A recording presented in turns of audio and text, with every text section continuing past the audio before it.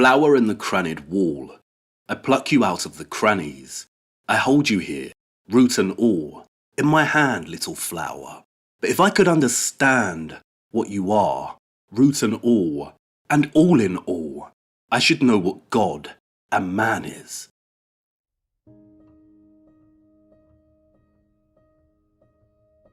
There is a great labyrinth ahead of us, full of nooks and crannies. We are on a quest for hidden keys to gain a better understanding of medieval architecture and why it originated in the Middle Ages. What does a better understanding mean? Well, it all started with two Frenchmen, didn't it? Mr. Falconelli told us that the cathedrals once held a mystery, and Mr. Victor Hugo told us that classical architecture, which arose during the Renaissance of the 1400s and reigned until the beginning of the 19th century, had a dead set agenda on replacing and in turn destroying the medieval architecture of the Middle Ages. Together, these two Frenchmen suggest that medieval architecture had a secret that a force in our world did not want us to know about. So we're going to put them to the test. Is there a lost secret? Could Falconelli be correct? Do the cathedrals really hold a great mystery? Well, I can tell you right now, no, Falconelli is not correct. There is no lost secret, and the cathedrals do not hold a mystery. No, they hold many. That's right, the mysteries of the cathedrals, plural. You know medieval architecture, don't you? Of course you do. If we were playing a word association game and picked the word medieval, you'd shout knights on horseback, dragons, castles, moats, kings. And if I said the word Gothic, I bet you shout the following: dark, ghosts, cemeteries, monsters, bad makeup. And if I pick cathedral, maybe you'd shout gargoyles, spires, God, bells, prayer, choir, holy. You see, the third one, cathedral, yields better results. But if you combine the two, Gothic cathedral, what are you left with? A dark shadow over a divinely inspired structure. A slightly problematic and confusing stereotype that has a long and, I'd argue, deliberate historical formulation. You know medieval and Gothic architecture. I know you do. Those imposing wonders of stone geometry entered our collective imagination a long time ago. They haunt the misty moors of Wuthering Heights and Jane Eyre. They birthed monsters such as Frankenstein and Dracula. They summon the spirits in The Lady in Black and The Turn of the Screw. Their chambers contain devilish portraits such as Dorian Gray's. They populate fantastical realms where dragons, men, elves, orcs and sorcerers battle over magic rings. They are formed of the same stonework that clasps Arthur's sword. The medieval architectural style ignites the imagination like no other. And the cathedrals, minsters, abbeys and churches. If you live in Europe, then you don't have to venture far until you can spot one. This is especially true if you live in a country like England. I don't think you can travel 10 miles in a country like this before you see one on your horizon. Spires and towers pierce the twilit, bruised skies above, like the upturned rusted swords of fallen Mercian kings. In towns like Lincoln, Lichfield, York, Wells, Gloucester, Peterborough, the cathedrals tempt and beckon a person's imagination. Come with me, they say, back through the foggy, lamp-lit lanes of lost time to an era in which England may not have been part of a broken kingdom, but something else entirely. But did you know that despite their stereotypical reputation as settings for the macabre and the eerie, many used to be painted inside? I'm not lying. Some 19th century Gothic revival pieces pay homage to the style's painted past. Many interiors of these divine structures were a kaleidoscope of brilliant colour. And if you have a keen eye for it, you can still today see remnants of the paint in so many of these structures. Sometimes it's more obvious.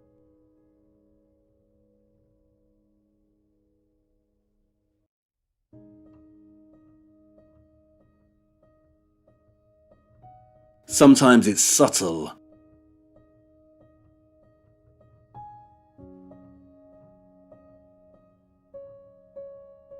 And sometimes it's almost unnoticeable, almost faded beyond recognition.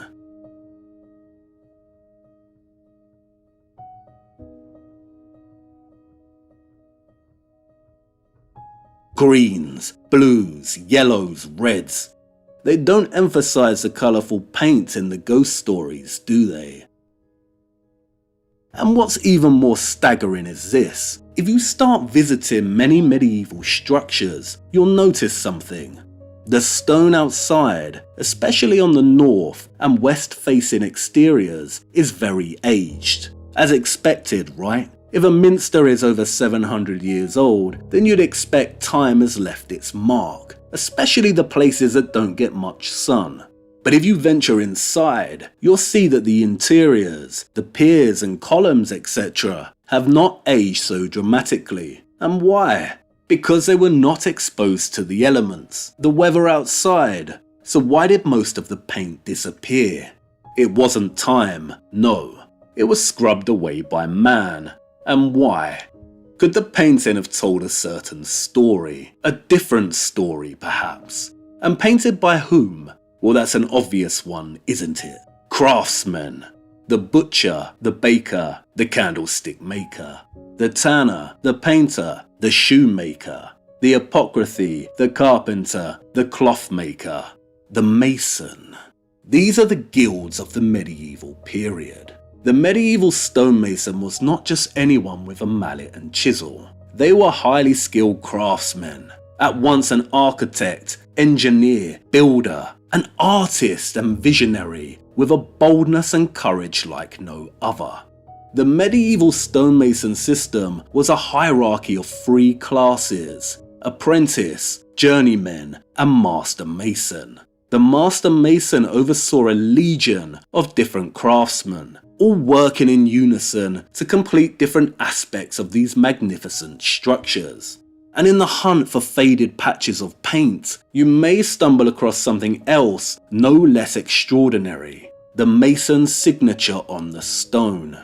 They are usually in the form of little geometric shapes. Each shape is an individual mason's specific mark. It means a particular mason carved that particular block. I enjoy nothing more than hunting these out. Sometimes sites document all the mason's signatures and can point them out to you, but most of the time you have to seek them out. It's all about slowing down and starting to look closer. Sometimes from afar, an arch is just an arch, but if you really look, you may see traces of the work process. Individual stones numbered, indicating their intended placement in the arch. The nooks and crannies of real masonry. Southwell Minster is one of my favourite medieval structures of all time, and it holds one of the most stunning treasures in the world, its octagonal chapter house. If you can, then don't wait. Go and see for yourself the Leaves of Southwell, the finest stonework in all of England. This is not just naturalistic carving, it's a bower full of secrets within a larger forest of stone. The leaves, fruit, flowers are accompanied by animals, hounds catching hares, birds perching, and not just leaves, but buttercups, maple, wormwood, vine, oak, hawthorn, ivy, a rose, flower in the crannied wall. Look at the sublime arches and capitals. Each piece of stone is one block, and the masons have carved the leaves out of the same block, somehow hollowing the space behind them. Look at the star-ribbed ceiling and its centerpiece. And every time you visit, you discover something new. It's full of surprises hidden away. For instance, this capital holds a secret, and you have to sit down and look up to spot it. What's above and behind the leaves here on the capital? 2 little stone pigs tucked away and grazing.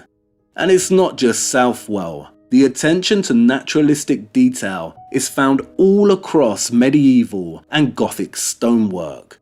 We even see it honoured in the revival pieces. Look, butterflies resting on leaves, bees humming, and parrots nestling in the foliage. There's always a surprise waiting to be found. You see this little nugget of stone right here? That's a little mouse. And what does this reverence of the natural world tell us? Does it confirm Francis and Joseph Giles' assertion that although St. Augustine believed that man could best perceive God directly through faith, most medieval thinkers were followers of an alternative tradition, that of Boethius, who believed that knowledge of God could be attained through examination of the beauty and order of the universe. As Boethius wrote, men of reason sought the causes of things, why the sighing winds vex the sea waters, what spirit turns the stable world, and why the sun rises out of the east to fall beneath the western ocean, what tempers the gentle hours of spring, what causes fertile autumn to flow with bursting grapes in a good year. It was all about nature's secret causes. Could this be true? Did the medieval Europeans really believe that the best way to perceive God is through contemplation of the natural world? Where the wind shakes the leaves, there's God. The sound the brook makes as it navigates through stony outcrops, there's God. Nature's secret causes. And then there's the mystery of the Green Man. A figure of an anonymous man with a face made of or inextricably bound with the leaves. He's found everywhere throughout medieval architecture, usually hidden away somewhere out of obvious sight. He's the Where's Wally of medieval architecture, and you can have some fun travelling around from site to site trying to locate him. But what does he represent? A pagan god, a woodland spirit, a demon. Here he is at Southwell, with leaves ushering from his mouth. There are many green men to be found within this chapter house. Is he a pagan demon? Or perhaps he is a reminder, as Nigel Coates puts it, of the elemental link between man and nature. We come from the earth and we go back to it. Or as Tennyson said about his little flower, if I could understand what you are, root and all in all, I should know what God and man is. Nature's secret causes. They don't show you the naturalistic carvings in the horror movies, do they? And did you know that many, not all of them, but many cathedrals, minsters, abbeys and churches are cardinally aligned, especially in England? The choir is usually a line pointing toward the east, and the nave the west. Why would that be? Perhaps the skeptics would say, because Christianity is secret sun worship. But could there be another reason why a large majority of these structures, but not all, are aligned like this? If you're ever lost when out hiking around the European countryside and you've forgotten your compass but stumble across an ancient church, you may just be in luck. The nooks and crannies, the secrets and mysteries, we're after them. There is a great labyrinth ahead of us, so what's it all about? I am going to try and tell a story of the Gothic with a particular focus on the United Kingdom and Europe by extension. But no, that doesn't really cut it. Gothic is not the right word. Gothic architecture was born in the 12th century and ended in the 16th century. Our inquiry transcends this period. I will also be exploring what came before. Okay, how's this? I am going to try and tell a story of medieval architecture and the Middle Ages with a focus on Europe. That's better, but not spot on. As you will see, medieval architecture transcends the Middle Ages. We will also be looking at both antiquity, the time period before the Middle Ages began, and modernity, the time period that followed. And although I will be focusing on Europe, this does not mean that geographic spaces and nations outside of its boundaries are not important. nor does it mean that I will not be exploring and drawing on them to inform my arguments. What it means is I do not have the experience or jurisdiction to make a real argument for the architecture outside of Europe. Why? Because I cannot go and explore it firsthand. When I do discuss spaces outside of Europe, I will be engaging with them in an academic sense, i.e. with the historical literature, the arts, photographs and so on. The complexity is terribly hard to summarize. I think I put it better earlier. Our two Frenchmen suggest that medieval architecture had a secret that a force in our world did not want us to know about. So we're going to put them to the test. Much better. I am hoping what we discover will help shed some light on other matters, two of which I will outline now. The first is a certain theory that's been floating around for some time now. Have you heard of it?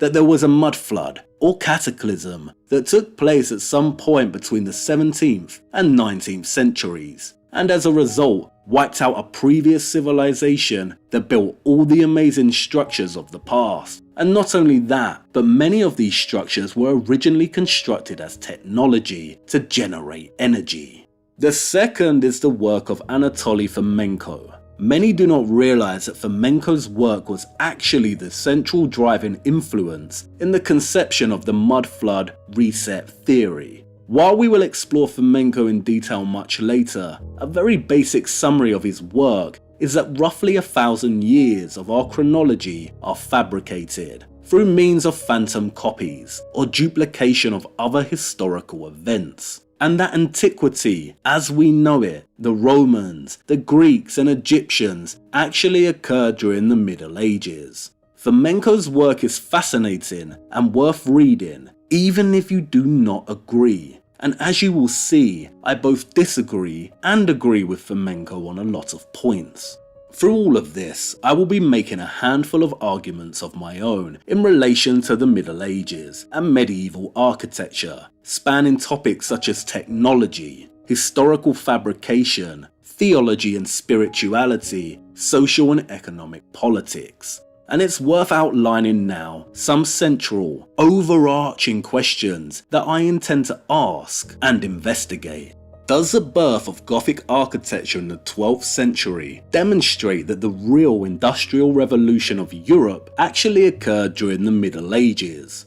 Was the Industrial Revolution that took place in Great Britain between 1760 to 1820 not really a technological revolution at all, but an applied expansion of pre-existing technology and formulated with the aim of destabilizing Europe and establishing globalization, and by extension, globalism? Was there an attempt to implement globalization during the 14th century that failed and resulted in a catastrophic end to the Middle Ages? If so, why did it fail? Well, that sounds a little serious and boring, right? But really, in essence, it's like I said before, we are on the quest for keys to put our two Frenchmen to the test. And what is a key? Well, just about anything really. A key could be a piece of architecture, it could be a book, a painting, a poem, a map, a geographical location, a word, a name, a sentence, a symbol. It could be from antiquity, the Middle Ages, the 19th century, or even our current era. Absolutely anything. If it opens a door, it's a key. But this doesn't mean all keys are useful either. Some open doors only for you to reach a dead end later down the line. And no doubt this will happen to us, but the keys are the goal.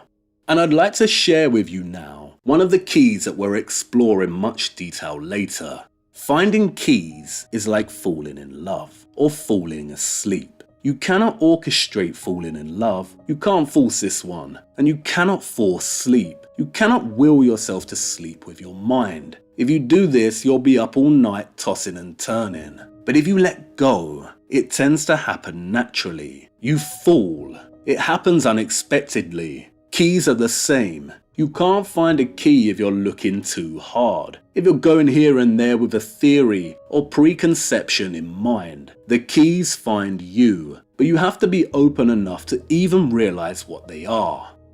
It was my lady's birthday, and I took her to Wales. Lucky girl, right? Very lucky indeed, for I had no idea, but a very special key was waiting. This key is a certain type of key, a cross key. Wait, instead of me explaining it to you, just follow me.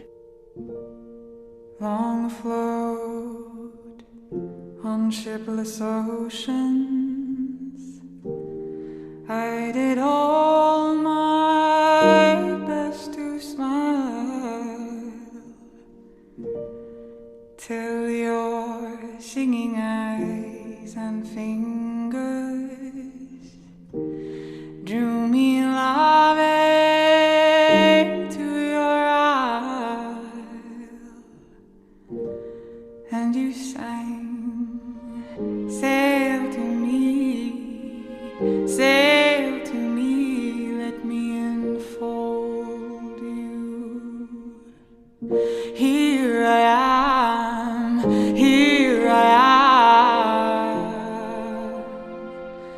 waiting to hold you.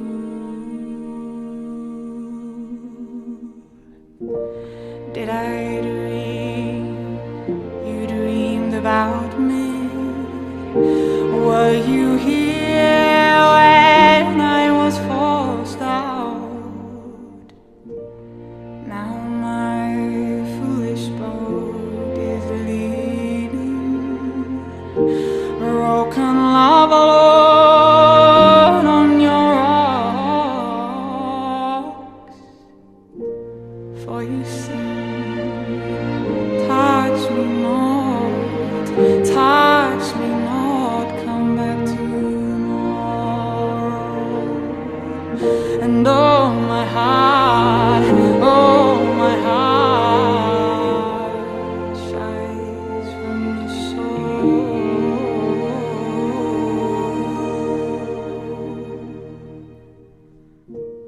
Well, I'm as puzzled as a newborn child, I'm as riddled as the tide.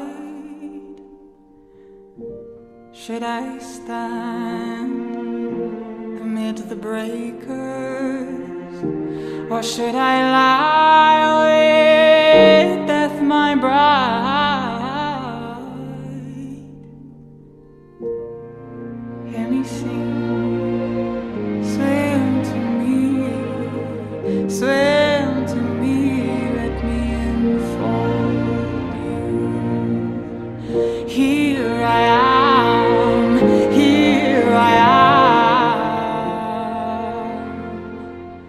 waiting to hold you.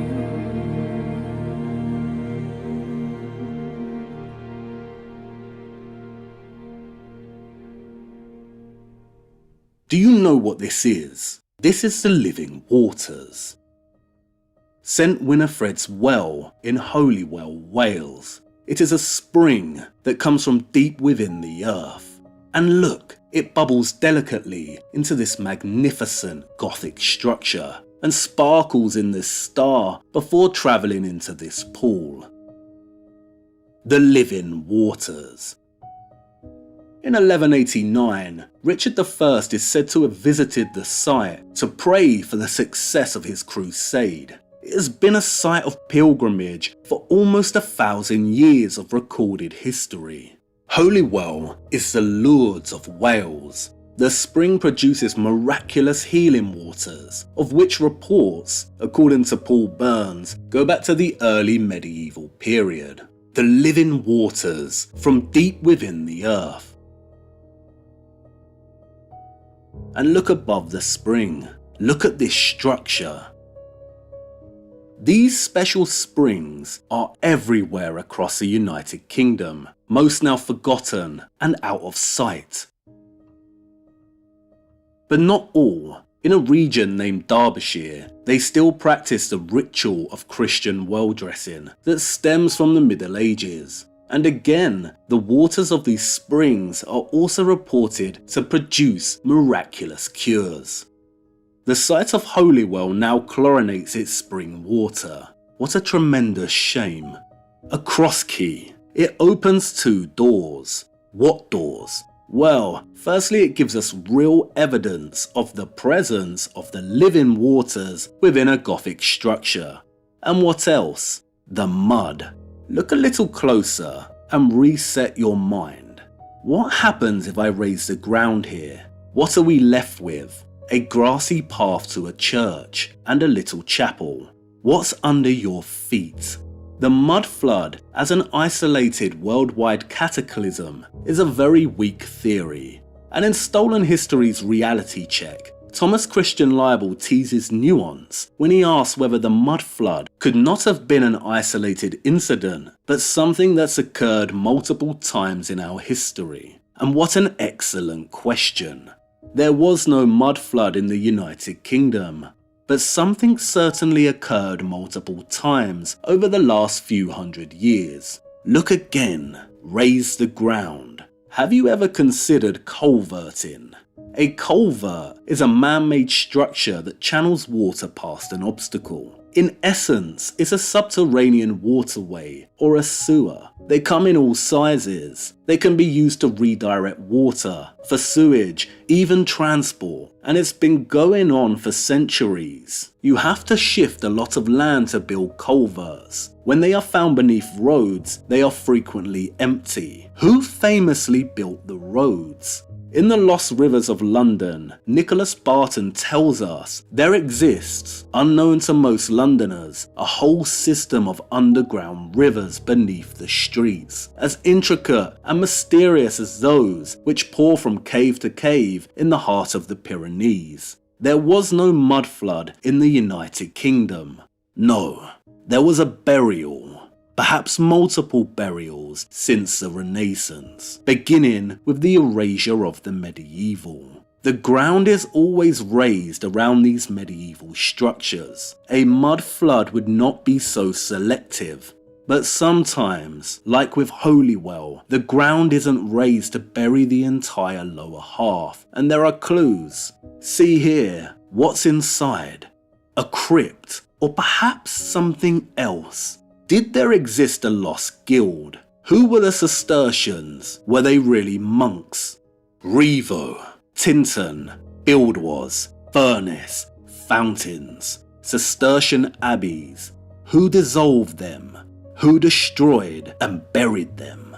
The living waters, nature's secret causes, buried long ago and made secret. Even in a place like London, UA Thamthorpe puts it beautifully. At our feet they lie low, the little firm and underground rivers of London. Effra, Graveney, Falcon, Quaggy, Wandle, Walbrook, Tyburn, Fleet, whose names are disfigured, frayed, effaced. These are the magogs that chewed the day to the basin that London nestle in. These are the currents that chiseled the city, that washed the clothes and turned the mills, where children drank and salmon swam, and wells were holy. They have gone under, boxed, like the magician's assistant, buried alive in earth, forgotten like the dead. Boxed, forgotten like the dead, buried like the dead. Where do we bury the dead?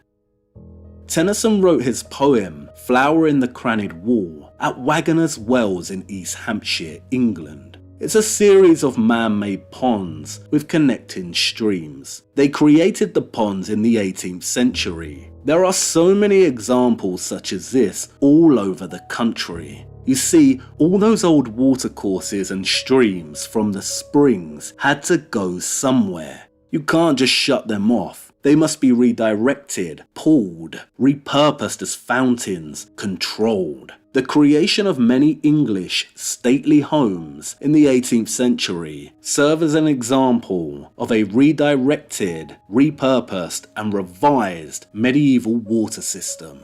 When it comes to the medieval, so much of it traces back to water. Have you ever seen this medieval plan of Canterbury Cathedral? Can you see all the green, yellow and red lines? Do you know what they are? That's a water system. fonts, piscinas, it runs throughout the entire structural complex. I have found many keys that testify to, hint at, and underline the communion between medieval architecture and the natural living waters, but only in Europe and primarily the United Kingdom. Like I said, I don't have the experience to talk about the rest of the world, but what an incredible proposal. Imagine if people from all over the world could go on a treasure hunt in their own particular nation, region, or town to investigate the potential presence of ancient watercourses and springs, to examine whether they interacted with their own medieval and architectural history, and whether they were boxed like a magician's assistant. The nooks and crannies, the mysteries of the past, the labyrinth awaits. But you're hesitant, aren't you? You know what stepping into a labyrinth like this means. Jorge Luis Borges captured it best in his short story, The Two Kings and the Two Labyrinths, in which the Babylonian king orders his subjects to build him a labyrinth so confusing and so subtle that the most prudent men would not venture to enter it, and those who did would lose their way. Each step we take through this labyrinth is a chapter, an inquiry, a portrait, a puzzle, a paradox, a conundrum that we will try to unravel and examine. But there are no guarantees. We are going to be playing riddles in the dark, and I cannot give you assurance that we will solve them. What is the purpose of a labyrinth? To make you lost. And it does make you wonder, doesn't it? Why on earth anyone would enter such a frightening structure? Quite simply, to revel in their own bewilderment. It's time to begin. Oh, and I almost forgot, an important question. You don't have a phobia of minotaurs, do you? No? Well, that's good news. Just me then. Okay, enough chit chat. Let's get going. Our first puzzle isn't going to solve itself.